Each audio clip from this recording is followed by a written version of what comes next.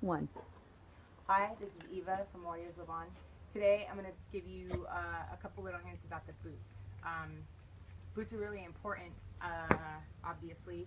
One of the number one things that really messes up a trip is when people get a bunch of blisters, and it makes for a very, very uncomfortable time.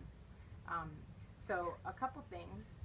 Um, One, when you're looking at a boot, you want to make sure that you have good socks. Number one, smart wool you can get for relatively cheap at like REI.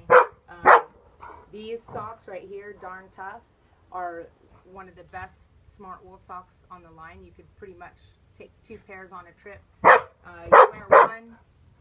You wear one day, and you can dry these out the following day. Use your spare socks, and then mix rotate them. These socks actually don't smell. They have wicking properties, and they guarantee them for a lifetime. So it's worth the purchase. Darn Tough, really, really awesome. So one, with the boot fitting, you want to make sure that you have room in your toe, because you're going to be going up and you're going to be going down a lot. So one of the things that you could check is when you hit something, that your boot should be tied up tight enough so that your foot isn't slipping around in the boot and your toe isn't hitting the front. Another big thing is that your heel doesn't slide up and down and slide forward and back. It actually fits in the pocket of that heel part of the boot. So one of the reasons, primary reasons why people get blisters is because they don't tie their boots tight enough. Your foot really shouldn't be swimming around in the boot much at all. It should be pretty fitting. And if you do find that your foot is sliding around a lot, you're probably gonna get hot spots. If you do get hot spots, it's totally okay. We just need to make sure that we get some moleskin on there really quick. I made the mistake of not taking care of my feet and toughing it out one year, and I really paid for it in the end. It could have very easily ruined my trip. So if you do feel hot spots, just feel free to stop us, and we'll put some moleskin on it. Only takes a second. It's worth the time to make sure your feet are healthy. So don't even sweat it. The other thing is, if you can keep your feet dry, awesome. If you can keep them ventilated, awesome. There's some tricks to, if you're a big sweater and you get hot real easy, you run hot, there's some simple tricks like folding your sock down. This kind of opens up the area around your leg and creates for some ventilation. But one of the biggest things that I've recently learned is this thing called the hockey knot.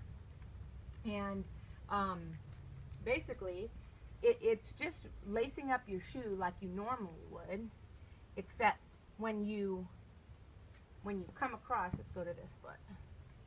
When you come across, what you're going to do is you're going to wrap this around a couple times. See, so you just kind of wrap it, maybe 3 times, and it creates more friction so that when you pull it tight and you lace it up, it's going to stay. And that makes for more of a sock-like fit. So you can see here, it makes for more of a sock-like fit, and your foot's not going to move around so much in the boot. And so you can keep on going, and you can put 2 or 3 of these hockey knots in there. And once they're tightened up, they're not going to move. I definitely recommend going on a few, if not several hikes, to see how your boots fit and how they feel, if they're tight enough, if they're not, if you're slipping around in them or not. And then you can also adjust your boot so it could be tighter, or if your foot is falling asleep, that's something you don't want, you can loosen it up. So